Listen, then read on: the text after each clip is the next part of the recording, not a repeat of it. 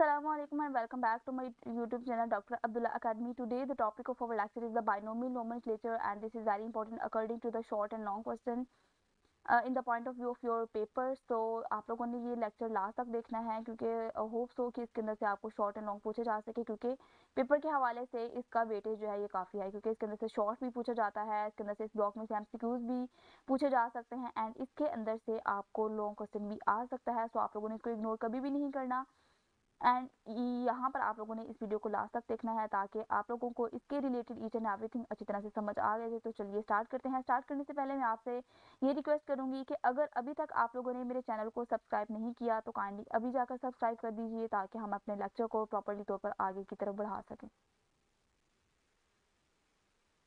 तो चलिए स्टार्ट करते हैं. बिस्मिल्लाहिर्रहमानिर्रहीम. यहाँ पर है The great Swedish biologist Carl Linnaeus was the founder of the system of the giving scientific names to the organisms. अब यहाँ पर कहा जा रहा है, अब बाइनोमियल नोमेनक्लेचर जो है ना स्टूडेंट्स, ये इसका थोड़ा सा मैं कॉन्सेप्ट आपको दे दूँ कि ये वाला जो सिस्टम है ना, ये वो सिस्टम है जिसके ज़रिए हर ऑर्गेनिज्म को एक स्पेसिफिक एंड साइंटिफिक नाम दिया जाता है ताकि पूरी दुनिया के जो साइंटिस्ट हैं वो आसानी से एक दूसरे से रब्ता रख सकें, क्योंकि दो इंसान जिनकी लैंग्वेज सेम होती है ना वही अच्छे तरीके से आइडियाज़ को शेयर कर सकते हैं, इसी तरह रिसर्चेस को शेयर कर सकते हैं. अगर एक कंट्री का साइंटिस्ट और लैंग्वेज बोलता हो, हर ऑर्गेनिज्म को और नाम से जानता हो, दूसरी कंट्री का और नाम जानता हो, तो उनके दरमियान जो है आइडियाज़ शेयर नहीं हो सकते, वो एक दूसरे के साथ अपनी रिसर्चेस को शेयर नहीं कर सकते, अपने आइडियाज़ को शेयर नहीं कर सकते. तो इसी प्रॉब्लम को सॉल्व करने के लिए साइंटिस्ट ने एक ऐसा सिस्टम बनाया जिसमें पूरी दुनिया के जो साइंटिस्ट हैं वो एक जैसे जो ऑर्गेनिज्म है उनके नाम रखते थे, एक जैसे उनके नाम कॉल करते थे ताकि वो एक दूसरे के साथ अपने जो जितनी भी रिसर्चेज हैं, जितने भी उनके लॉज हैं, जितने भी उनके वर्क हैं वो शेयर कर सकें एंड उसको जो है वो पूरी दुनिया के अंदर पब्लिश कर सके. So this is very important system और ये बायोलॉजी के अंदर इसको काफ़ी ज़्यादा मुकाम हासिल है.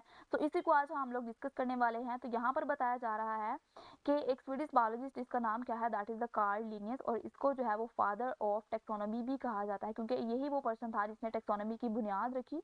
यानी टेक्सोनॉमी क्या होता है कि जानवरों को उनके नाम से, उनकी कैरेक्टरिस्टिक के हिसाब से जो है वो डिवाइड कर देना डिफरेंट क्लासेस के अंदर, डिफरेंट डोमेन्स के अंदर. तो यही वो पहला साइंटिस्ट था, बायोलॉजिस्ट था जिसने फाउंडर यानी बुनियाद रखी सिस्टम की. कौन सा सिस्टम के जानवरों को उनके जो है वो करेक्टरिस्टिक्स के हिसाब से उनको जो है वो नेम्स दिए जाएं. The scientific name of an organism consist of two part. अब यहाँ पर कहा जा रहा है कि किसी भी ऑर्गेनिज्म का जो साइंटिफिक नेम होता है ना उसके टू पार्ट्स होते हैं. ठीक है, उसके टू पार्ट्स होते हैं. हर जानदार का जो नाम होता है ना वो हमेशा दो अल्फाज पर मुश्तमिल होता है.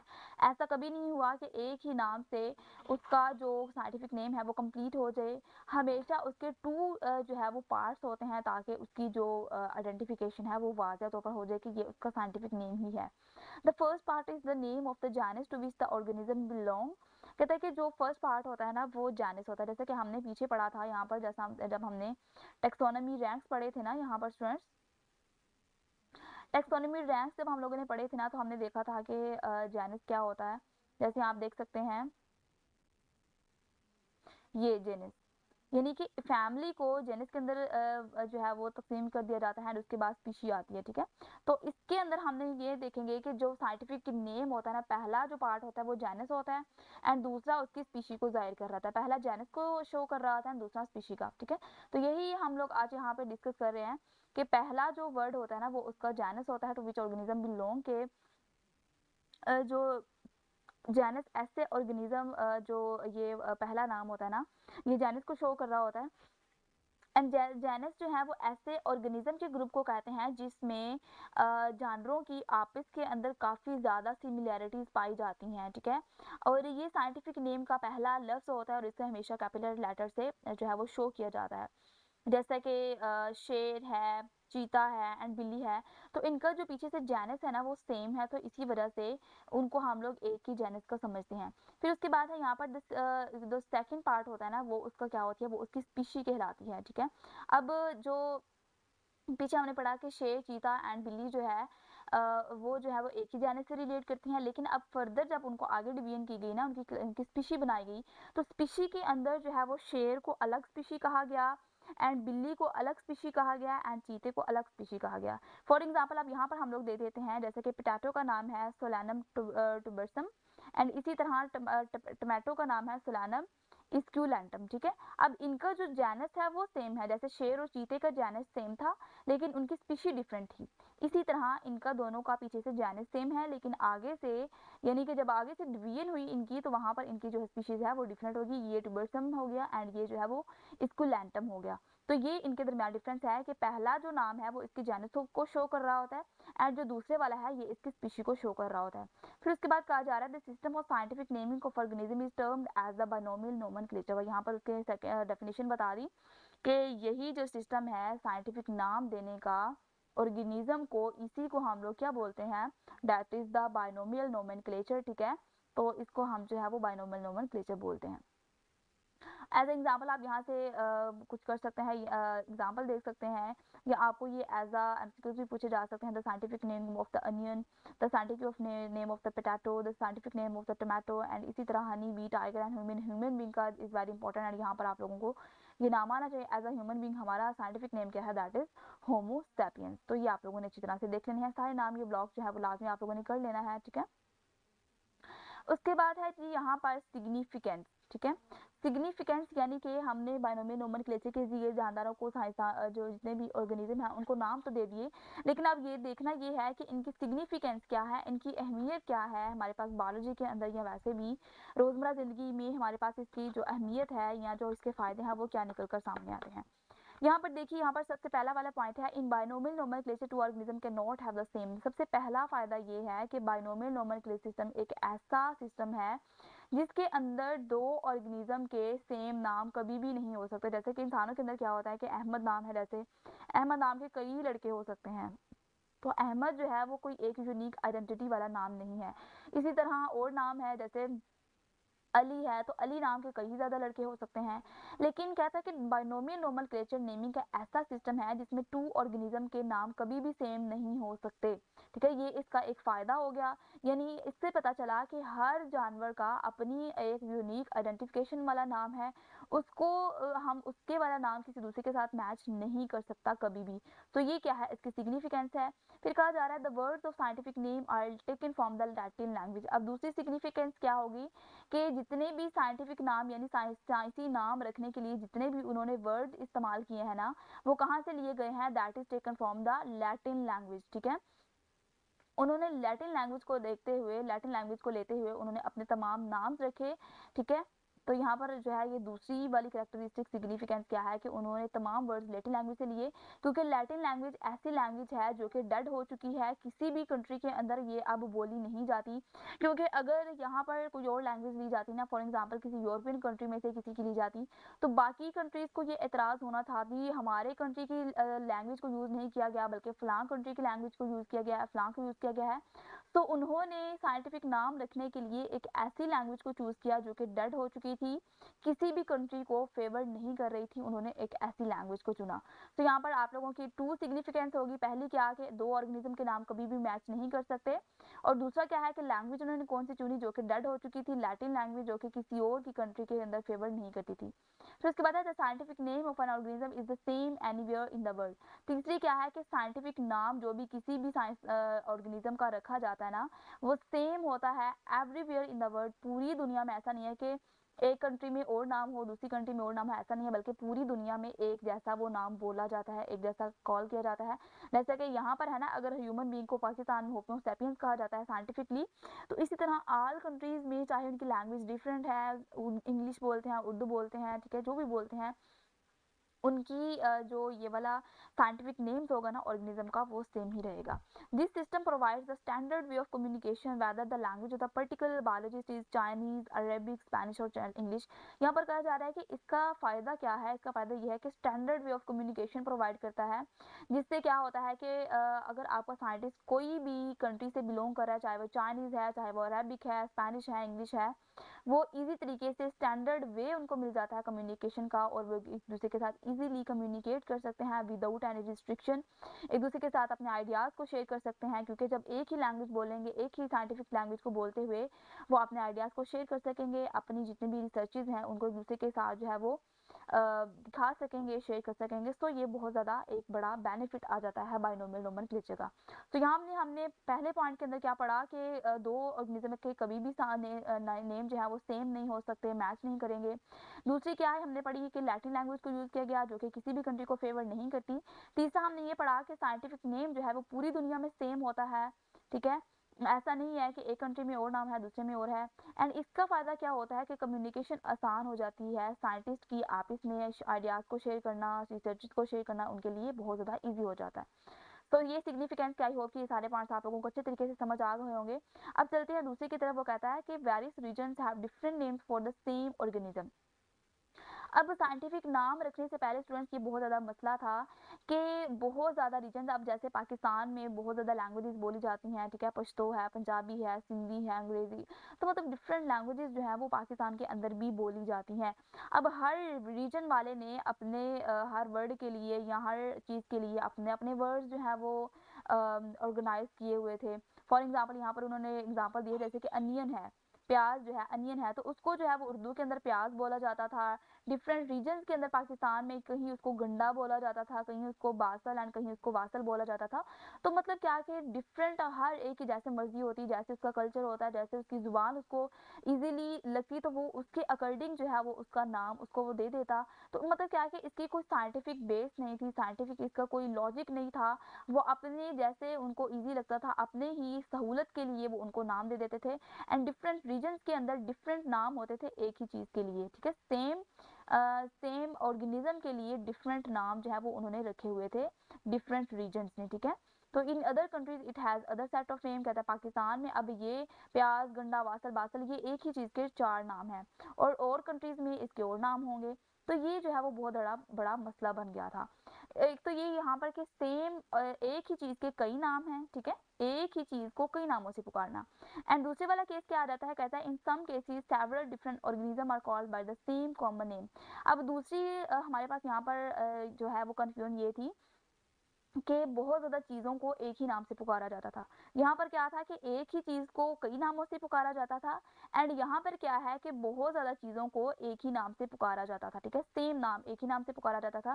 فار ایگزامپل یہاں پر جیسے کہ اس نے ایگزامپل دی ہے ہمیں کہ جیسے بلو بیل ہے. اب بلو بیل جو ہے وہ ایک پودے کا نام ہی سمجھ لیجیے، انہوں نے ایک اسپیشی کا نام رکھ دیا.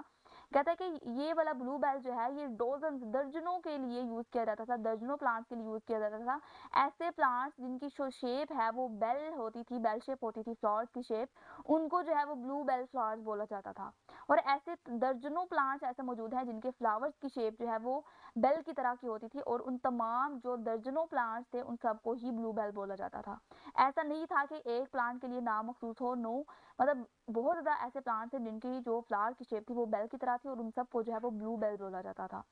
سملرلی بلیک برڈ، جو بلیک برڈ والا نیم ہے، ٹھیک ہے، بلیک برڈ والا جو نیم ہے از یوز فار کرو ایز ویل ایز دا ریون. کرو کے لیے بھی وہی بولا جاتا تھا، کوے کے لیے. اینڈ اسی طرح ریون جو پہاڑی کوا ہوتا ہے اس کے لیے بھی یہی نام یوز کیا جاتا تھا. اب ان دونوں کی اسپیشیز ٹوٹلی ڈفرینٹ ہے. کرو جو عام یہاں پر رہنے والا کالا کوا ہے وہ اور اسپیشی کے سے تعلق رکھتا ہے. اینڈ ریون جو پہاڑی کوے ہوتے ہیں ان کی اسپیشی ٹوٹلی ڈفرینٹ ہے. لیکن ان دونوں کو جو ہے وہ بلیک برڈ بولا جاتا تھا کیونکہ یہ ان کی مطلب رنگت کے حوالے سے یا ان کی شیپ کے حوالے سے ان کو جو ہے وہ سیم نام دے دیا گیا. یعنی یہاں پر کیا ہے کہ ایک ہی آرگنیزم کے ڈفرینٹ نیم، لیکن یہاں اس کیس میں کیا ہے کہ ڈفرینٹ آرگنیزم کا ایک ہی نیم. ٹھیک ہے، ڈفرینٹ چیزوں کا ایک ہی نیم. تو یہ بہت زیادہ کنفیوژن جو ہے ان پوائنٹس کے اندر جو ہے انہوں نے کنفیوژن کو بیان کیا ہے کہ یہاں پر یہ والی کنفیوژن تھی، یعنی یہاں پر یہ والی کنفیوژن تھی. اور یہاں پر یعنی ان کنفیوژن کو دور کرنے کے لیے ہمارے پاس بائنومیل نومنکلچر والا سسٹم آیا، اور اس سسٹم نے آ کر ان تمام کنفیوژن کو دور کر دیا، اور تمام جو جتنی بھی یہ آتی تھی ڈفیکلٹیز یا جتنی بھی مشکلات تھی اس کو آسان بنا دیا. پھر اس کے بعد ہے common names have no scientific basis. کہتا ہے کہ جو کامن نیم تھے، جو عام نام استعمال کیے جاتے تھے، ان کی کوئی بھی سائنسی بنیاد نہیں ہوتی تھی. فار ایگزامپل جیسے کہ fish is a ورٹیبریٹ animal with a back bone, fins اور گلز. جیسے کہ یہاں پر اس نے ایگزامپل دی ہے، کہتا ہے کہ اب جو فش ہے، फिश जो है एक ऐसा ऑर्गेनिज्म है, वर्टिब्रेट है ऐसा, जिसकी एक बैकबोन होती है, ठीक है, रीढ़ की हड्डी होती है, फिन्स होता है यानी फेफड़ों की जगह सांस लेने के लिए और तैरने वगैरह के लिए फिन्स एंड गिल्स होते हैं। But several common names of silverfish, crayfish, jellyfish और starfish do not fit to the true definition of fish. अब इंसानों ने ये खुद ही नाम रख लिए हैं। अब साइंटिफिकली तौर पर तो फिश वो होती है ना जिसकी प्रॉपर एक बैकबोन होती है, फिन्स एंड गिल्स वगैरह मौजूद होते हैं। लेकिन इंसानों ने अपनी सहूलत के लिए जो है वो उसकी शेप को देखते हुए, उसको कलर को देखते हुए उनके डिफरेंट नाम रखती है, जैसे कि सिल्वर फिश है, क्रे फिश है, जेली फिश है। अब कहता है कि ये तमाम जो नाम है, ये वाले सारे नाम ही हैं, ये साइंटिफिकली तौर पर या डेफिनेशन के तौर पर फिश की डेफिनेशन के ऊपर पूरा नहीं उतरते, ठीक है। तो ये हमने खुद ही अपने बनाए हुए नाम है, ये कॉमन नेम्स हैं जिनकी कोई भी साइंटिफिक बुनियाद नहीं है। ये सारे सिल्वर, क्रे, जेली, स्टार, ये सारे कॉमन नेम्स हैं जिनकी कोई भी साइंटिफिक बेस नहीं है, जो कि बाद में लोगों के लिए कन्फ्यूजन पैदा कर देते हैं एंड हर कोई अपनी मर्जी से जो मर्जी नाम लेकर पुकार सकता है। तो इनकी कोई भी साइंटिफिक बेस नहीं है। तो साइंसदानों ने जो है वो बाइनोमियल नोमेनक्लेचर सिस्टम को यूज करते हुए ऐसे तमाम ऑर्गेनिज्म को ऐसे ऐसे नाम दिए जो कि साइंटिफिकली तौर पर प्रूव थे और उनकी करेक्टरिस्टिक के हिसाब से उनके ऊपर पूरा उतरते थे। और उन्होंने बिल्कुल एक ऐसी लैंग्वेज यूज़ की जो कि तमाम वर्ल्ड के जो साइंटिस्ट हैं वो उसको यूज़ कर सकते थे। तो यहाँ तक हमारी इसकी सिग्निफिकेंस कंप्लीट हुई। अब हम चलते हैं इसके रूल्स की तरफ, यानी कि अब रूल्स हमें ये बताते हैं कि साइंसदानों ने रैंडमली ऑर्गेनिज्म के नाम नहीं रख दिए, बल्कि कुछ रूल्स थे, कुछ ऐसी बातें थी जिनका ख्याल रखते हुए उन्होंने हर ऑर्गेनिज्म को उसका एक साइंटिफिक नेम दिया। हम इसको रूल्स को पढ़ लेते हैं। यहाँ पर उसने हमें चंद 6 रूल्स बताए हैं एंड इसको देखते हुए हमें ये अंदाज़ा हो जाएगा कि साइंसदानों ने किस तरह से उनके नाम रखे। सबसे पहला वाला पॉइंट है हमारे पास, for scientific naming words are taken from the Latin language. सबसे पहला और इम्पॉर्टेंट पॉइंट ये है कि अब लैंग्वेज कौन सी चूज़ करनी है। लैंग्वेज चूज़ करना उनके लिए एक बहुत बड़ा एक रेड पॉइंट था एंड अगर वो किसी भी कंट्री की लैंग्वेज को यूज़ करते तो बाकी कंट्रीज़ को ये इतराज़ होना था कि ये उन फलां कंट्री की लैंग्वेज को उन्होंने अडॉप्ट कर लिया। तो उन्होंने साइंटिस्ट ने मिलकर एक ऐसी लैंग्वेज को चूज़ किया जो कि बिल्कुल डेड लैंग्वेज थी, जो कि किसी भी कंट्री के अंदर बोली नहीं जाती थी। एंड वो लैंग्वेज कौन सी थी? That is the Latin language. Latin language ऐसी लैंग्वेज है जो कि अब डेड हो चुकी है। दुनिया में किसी भी कंट्री के अंदर कोई भी जो ग्रुप है, ग्रुप ऑफ पीपल इसको यूज़ नहीं करते। सो इस लैंग्वेज को यूज़ किया गया ताकि लोगों को कोई भी इतराज़ ना हो एंड ये किसी भी ग्रुप ऑफ पीपल को, किसी भी कंट्री को ये फेवर नहीं करती। सेकंड वाला पॉइंट है यहाँ पर हमारे पास, every scientist name have the 2 parts. जैसे कि हम ऊपर भी पढ़ चुके हैं कि हर साइंटिफिक नेम का 2 पार्ट्स होने चाहिए। ये उसका एक रूल सेट कर दिया गया कि हर नाम का, हर नाम चाहे वो छोटा ऑर्गेनिज्म है, बड़ा ऑर्गेनिज्म है, मोटा है, चौड़ा है, जो भी है, उसका साइंटिफिक नाम है वो 2 हिस्सों पर मुश्तमिल होना चाहिए।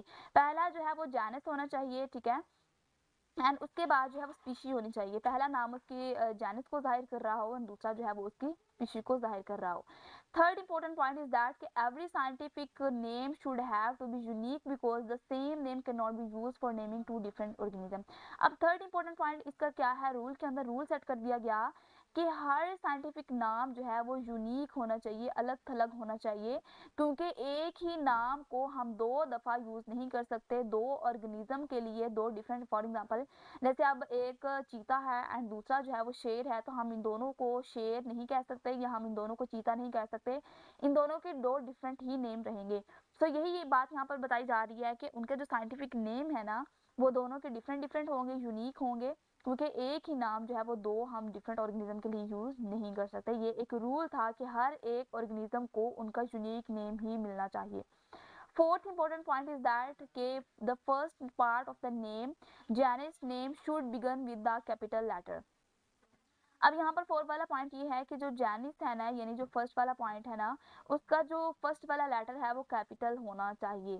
दैट इज वेरी इंपॉर्टेंट कि कैपिटल होना चाहिए। एंड सेकंड वाला जो पार्ट है ना, स्पीशी का जो पार्ट है ना, उसके सारे लेटर जो है वो स्मॉल होने चाहिए। अब ये हम यहाँ पर देख लेते हैं। जैसे कि यहाँ पर हमने ऊपर ब्लॉक पढ़ा, तो इस ब्लॉक में आप लोग देख सकते हैं, स्टूडेंट क्लियरली नज़र आ रहा है कि जो हमारे पास यहाँ पर जैसे मैंने अभी आपको बताया कि जो यहाँ पर है ना, जैसे कि हम होमो सैपियंस को ही ले लेते हैं, तो होमो जो है, homo that is the genus and species is the sorry sapiens जो है वो स्पीशी को जाहिर कर रहा है एंड होमो जो है ये जाहिर कर रहा है जेनस को। तो हमने जैसे कि अभी भी पढ़ा कि जो जेनस होगा ना, उसका जो फर्स्ट लेटर होगा ना, वो हमने उसको कैपिटल ही लिखना होगा। जैसे कि अब पैंथेरा है, तो पैंथेरा जो है that is the genus and genus का फर्स्ट वाला लेटर जो है हमने उसको कैपिटल करके लिखना है। इसी तरह सोलैनम टुबर्सम है, तो सोलैनम का जो फर्स्ट वाला लेटर है उसको हम कैपिटल करके लिखेंगे, सॉरी एस्कुलेंटम में। एंड इसी तरह जैसे यहाँ पर आप लोग सबके अंदर क्लियरली आप लोग देख सकते हैं कि उसको जो फर्स्ट वाला लेटर है उसको हमने जो है वो कैपिटल करके लिखा। इसी तरह जो है ना यहाँ पर हमारे पास स्पीशी, तो स्पीशी का जो फर्स्ट लेटर है वो हमेशा जो है वो स्मॉल लेटर होना चाहिए, ठीक है। जैसे कि आप देख सकते हैं ई है, यहाँ पर इसका सेरीना का सी है, टाइग्रस का टी है, इसी तरह सैपियंस का एस है। तो ये आप लोगों ने यहाँ पर जो फ़र्क है ये क्लियरली लिख लेना है और देख लेना है कि जेनिस का फर्स्ट वाला लेटर कैपिटल होना चाहिए एंड स्पीशी का फर्स्ट वाला लेटर जो है वो स्मॉल होना चाहिए। तो यहाँ तक हमारे हो गए फोर्थ पॉइंट। एंड फिफ्थ वाला पॉइंट क्या है, at the time of printing of a scientific name it should be typed in italics. यानी जब आपने प्रिंट करना है ना किसी भी मोबाइल की शेप में या कंप्यूटर से या लैपटॉप से कोई भी आप डिजिटल तरीके से उसको प्रिंटेड फॉर्म में लिख रहे हैं, तो तब आपने उसको जो है वो इटैलिक वाली शेप में लिखना है, ठीक है। इटैलिक शेप में आप उसको लिखेंगे। एंड अगर आप उसको हाथ से लिख रहे हैं ना, when a scientific name would be written, जब आप उसको हैंड राइटिंग से लिख रहे होते हैं, आप उसको हाथ से लिख रहे होते हैं, तो 2 parts of it should be separately underline, तो उसमें आप लोगों को दोनों को अंडरलाइन करना होगा हाथ से। फॉर एग्जाम्पल अब मैं यहाँ पर आप लोगों को एग्जांपल दे देती हूँ, जैसे कि मैंने ह्यूमन बीइंग का जो साइंटिफिक नेम है ना होमो सैपियंस, मैं उसको हाथ से लिख रही हूँ, ठीक है। तो आप लोग ये देखिए कि मैं उसको हाथ से लिख रही हूँ, तो हाथ से लिखने के बाद मैं क्या करूँगी, सॉरी हाथ से लिखने के लिए मैं क्या करूँगी कि मैंने उसका हाथ से नाम लिख लिया एंड लास्ट में मैं आकर इन दोनों के नीचे जो है वो लाइंस लगा दूंगी, ठीक है, उनको अंडरलाइन कर दूंगी ताकि पता चले, क्योंकि ये एक रूल सेट कर दिया गया है ना कि अगर आपने उसको लिखना है प्रिंटिंग फॉर्म में लिखना है, डिजिटल फॉर्म में लिखना है, तो फिर आप जो है वो इटैलिक्स का फॉर्म को यूज़ करेंगे। एंड अगर आप हाथ से उसको लिख रहे हैं तो फिर आप सेपरेटली अंडरलाइन करेंगे। So these are the 6 rules के जो आप लोगों ने बाइनोमियल नोमेनक्लेचर को रखते हुए इस चीज़ का ख्याल रखना है कि क्या करना है, लैटिन लैंग्वेज को चूज़ करना है, 2 पार्ट्स होने चाहिए, हमेशा एक पार्ट नहीं होना चाहिए। और पहला जो है वो जेनिस को शो करना चाहिए एंड दूसरा जो है वो स्पीशी को शो करना चाहिए। तीसरा इंपॉर्टेंट पॉइंट क्या है कि हर नाम यूनिक होना चाहिए, दो डिफरेंट ऑर्गेनिज्म का कभी भी सेम नाम नहीं होना चाहिए। Fourth important point is that के जेनिस जो है वो उसका जो कैपिटल लेटर से स्टार्ट होना चाहिए एंड जो स्पीशी है वो स्मॉल लेटर से स्टार्ट होना चाहिए। Fifth important point is that कि अगर आप इसको प्रिंटिंग फॉर्म में लिख रही हैं, डिजिटल फॉर्म से लिख रहे हैं, कंप्यूटर से लैपटॉप से टाइप कर रहे हैं, तो फिर आप उसके लिए इटैलिक फॉर्म को यूज़ करेंगे। इसी तरह 6 पॉइंट ये है कि अगर आप उसको हाथ से लिख रही हैं तो आपने उनके दोनों जो सेपरेटली पार्ट्स हैं ना उनको आप अंडरलाइन करेंगे प्रॉपर्ली तरीके से, ठीक है। तो यही थे हमारे पास यहाँ पर इसके 6 इंपॉर्टेंट पॉइंट्स। आई होप कि ये वाले आपको अच्छी तरीके से समझ आ गए होंगे।